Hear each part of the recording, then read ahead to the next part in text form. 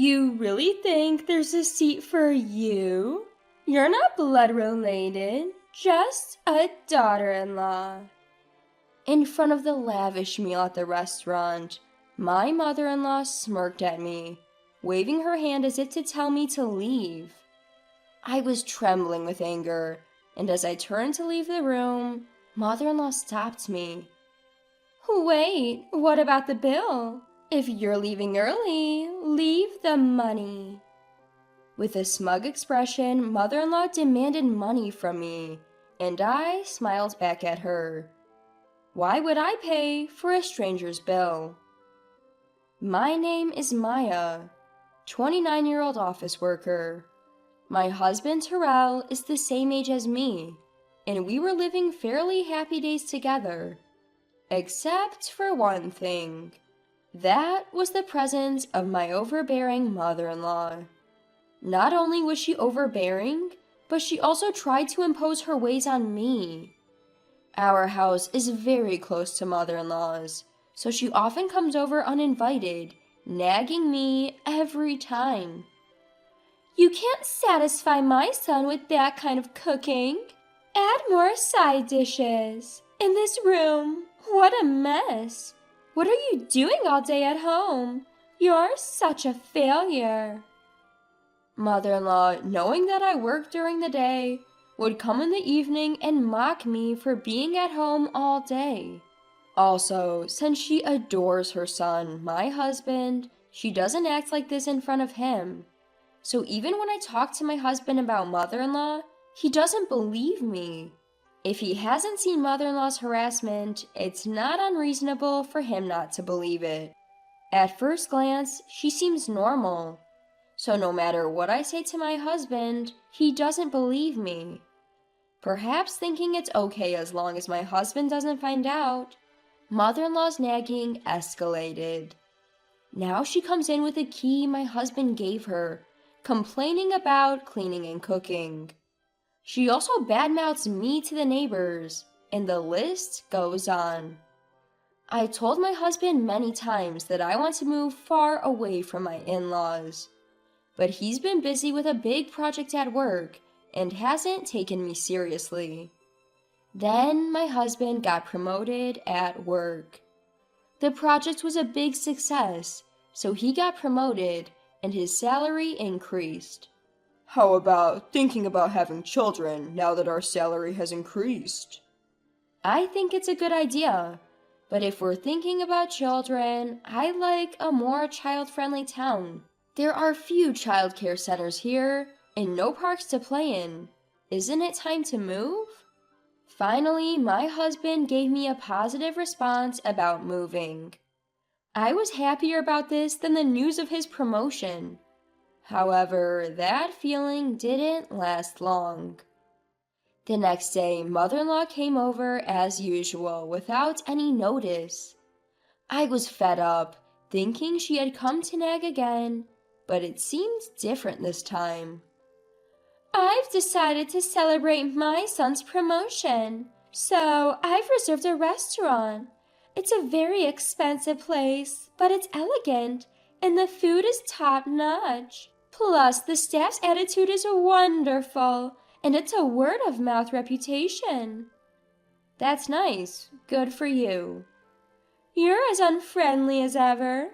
Well, never mind. I want you to come to this restaurant too. Please come.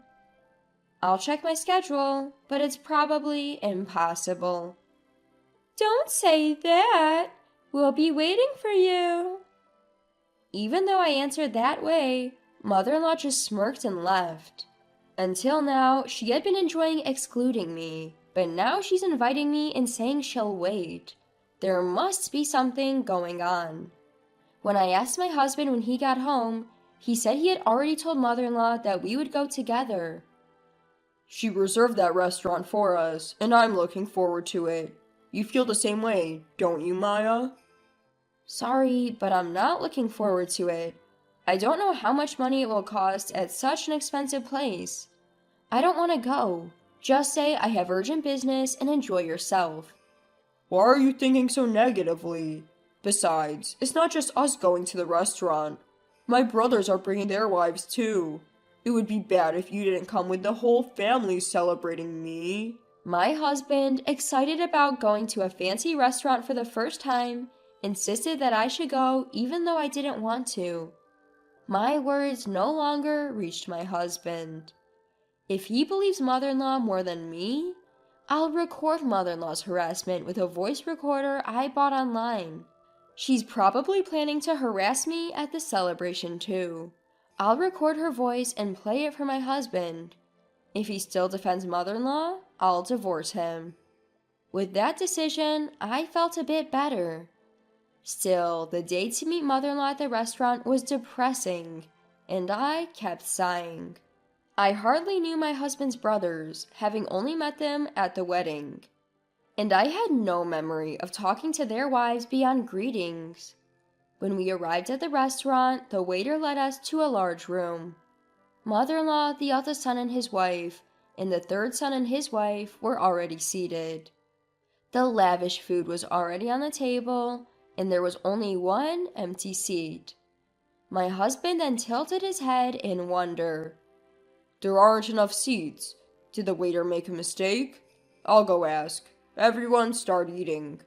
The moment my husband left the room, mother-in-law stood up and sneered at me. There's no seat for you. Why should I invite a stranger who just married my son to a family celebration? So I'll give you a choice. Show your sincerity and be accepted as family, or leave and never show your face to me again. Choose now. I'm leaving, I answered without hesitation, and mother-in-law was momentarily flustered. Did she think I would beg her to recognize me as family in this situation? No way. Listen to the end. If you pay the entire bill here, I'll recognize you as Terrell's wife. You must be frustrated being treated as a stranger, so pay up and become family. I told you I'm leaving. Why should I pay for someone else's family's bill? As I turned my back, mother-in-law slammed the table and shouted, Don't you get it? I'm offering to make you family. Are you okay with being a stranger? Pay up now. I'm fine being a stranger. Since I'm a stranger, I won't pay for your meal. Goodbye. Mother-in-law chased after me, but by the time she reached the entrance of the room from the farthest seat, I was already at the entrance of the restaurant. When I got home, thinking I'd email my husband, he came back within 10 minutes. The waiter said the reservation number wasn't wrong, and my mom was causing a scene. I heard the situation from my brother. I'm sorry for making you feel bad. You managed to come back quickly. She seems like she would make a fuss if you left. How could I eat with them after they made fun of my Maya? My husband quickly learned what had happened after I left and hurriedly followed me home. Furthermore, my declaration that I was fine being a stranger seemed to have awakened the eldest son's wife and third son's wife. They had thought that enduring harassment was something to be endured in silence, but seeing me talk back made them realize I can do it too. In their momentum, both left and their husbands, the eldest and third sons, hurriedly followed. I was expecting complaints from mother-in-law, and within 3 hours, the phone started ringing repeatedly. I ignored it, but it was so noisy that I blocked it, and then a call came from an unknown number. Hello? Sorry for calling so late. Is this Maya's mobile phone? The man on the phone identified himself as a police officer from the nearby police box. According to the police, after being left alone, mother-in-law ate what she could and apparently tried to have me pay the bill later. However, the restaurant already had a negative impression of mother-in-law after the commotion. They refused mother-in-law's request, thinking there was no chance I would come back to pay after leaving angrily. Mother-in-law then called me to come back and pay, but I ignored all her calls. The restaurant suggested she pay by card, but mother-in-law didn't have a credit card and hadn't prepared enough cash for everyone's meals. She tried to call other family members to cover the cost, but no one answered. Finally cornered, mother-in-law started yelling that it was all my fault, and she became furious and caused a scene, breaking expensive vases and flower pots at the front, leading to the police being called. The called police calmed the raging mother-in-law, but she kept insisting she was not in the wrong. The restaurant not only unpaid, but also stuck with a troublesome customer, asked someone to take her home. Feeling guilty about ignoring a call from the police, we reluctantly returned to the restaurant. When we arrived, mother-in-law was being calmed down by the police. Mother-in-law, who had been crossing her arms, raised her eyes and screamed as soon as she saw me. "You good for nothing! This situation happened because you didn't pay the bill. It's natural to help your mother, isn't it? Pay up now!" I was utterly astonished that mother-in-law would say something almost threatening, even with the police right there. The police said that if no one took her home, they would either take her to her in-laws' house in a patrol car or arrest her for dining and dashing. Please take her away. Arrest her or whatever, just make her take responsibility. When I said this with a cold voice, mother-in-law's eyes widened in shock. "How can you say something so cold? I can't believe it. Just pay up. It's bad luck to have a family member arrested." I don't care. I'm not family, and I don't want to get close to someone who's talking crazy and causing a scene. As I tried to leave the restaurant and leave the rest of the police, my husband, who had been silent all along, glared at me. I understand that what was said and done to Maya was terrible, but is it something bad enough to be arrested for? You're missing the point. She's in trouble with the police because she dined and dashed and caused a scene at the restaurant. I have nothing to do with it. Or are you saying that I'm the one at fault for not paying for 6 people's meals even though I didn't eat? My husband fell silent, but he walked past me and headed toward the police and the restaurant staff. I knew what my husband was going to do just by that, so I called out to his back. "If you're going to pay for her meal and compensate her, we're getting divorced. Think about that." My husband didn't respond to my words and silently took out his wallet. I sighed and left the restaurant. I walked the familiar road back home and began packing my essential belongings, preparing to leave. Just before the date changed, my husband finally returned. Mom's not getting arrested. It seems she was really in the wrong, but the restaurant said they'd forgive her if I compensated them and promised never to come back. I didn't have nearly enough money, so I had my brothers come and help. Ugh, I'm so tired. My husband rambled on about what happened after I left, looking exhausted. Perhaps annoyed by my lack of reaction, he came over to me with a sullen look. "Hey, what's with these bags?" "I'm preparing to leave the house because we're getting divorced. I told you that if you defended her, we'd get divorced. You're not going to say you didn't hear me, are you?" My husband looked down at me, packing in astonishment, but then he raised his eyes and began to yell. "What's going on today? You've been acting strange all day. I get that Mom did something terrible, but why do we have to get divorced?" "I've told you I'm being harassed, and even when you see evidence and hear other people's testimony, you still choose your mother, who was almost arrested, over me. Is it strange that I want to divorce someone like that? I've had enough." My husband continued to say various things, but it all went in one ear and out the other. I prepared to leave the house and also made preparations for divorce.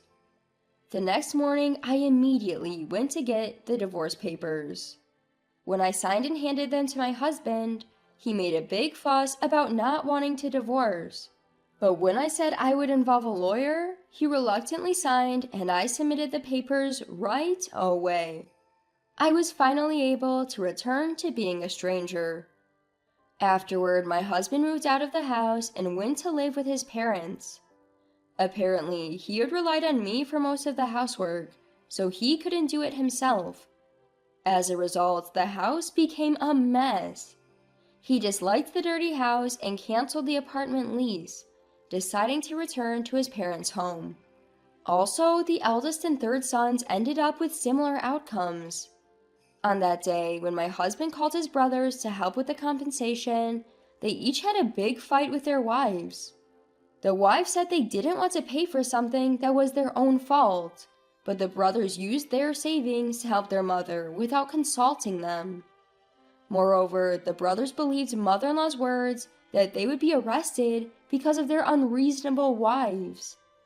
Their love cooled at the sight of them belittling me, and they were confronted with divorce on the spot. Both of them also returned to their parents' home, saying they didn't want to do housework. In the end, mother-in-law and the 3 childlike brothers returned to the in-laws' house. Thanks to that, they are being laughed at by the neighbors, saying, "All the brothers were abandoned by their wives." Mother-in-law calls such talk nonsense and passionately explains how useful and ungrateful we wives were. The husbands heard the story and smugly nodded, saying, "I knew it was the wives' fault. Divorcing them was the right decision." However, I had a decent relationship with the neighbors, and no one believed such talk. The neighbors knew about mother-in-law's nasty personality, so they quietly kept their distance and laughed at her. Mother-in-law became known as a mother who failed in educating her sons, and the husbands became famous in the neighborhood as mother-loving sons who defended their mother instead of protecting their wives. Even though the furious mother-in-law and husbands tried to contact me, I had changed all my contact information and moved to a new house. In the end, the husbands couldn't find us and are living their lives, constantly complaining. Since then, thanks to no longer being involved with mother-in-law and the others, my days have become enjoyable. Of course, being free from mother-in-law stress is a big part of it, but making new friends has also been significant. Actually, I hit it off with the ex-wives of the eldest and third sons while going through the divorce process, bonding over our complaints about mother-in-law. Now we often go out for meals and enjoy shopping on weekends. In terms of giving me such wonderful friends, I might even have to thank my ex-husband. The day after tomorrow, we're all planning to go to a new cafe. From now on, we can do what we want. It should be obvious, but it feels more liberating than before. From now on, I want to walk our own lives without getting involved with such people. I'm also grateful to them. I think I would still be living alone if it weren't for them.